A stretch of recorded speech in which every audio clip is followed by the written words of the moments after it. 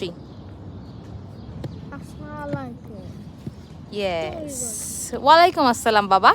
তো আজকে আমরা হাঁটতে আসছি খুব সুন্দর একটা স্ট্রিটে। আমি বিকেলে একটু হাঁটাহাঁটি করি এবং রিয়ান স্কুটি চালায়। এই তো আমাদের অ্যামাজনের একটা পার্সেল আসছে, এটা রিয়ান এখন আনপ্যাক করবে।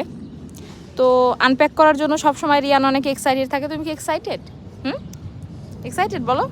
আচ্ছা আসো আমরা একসাথে পার্সেলটা আনবক্স করি। হ্যাঁ খুলো।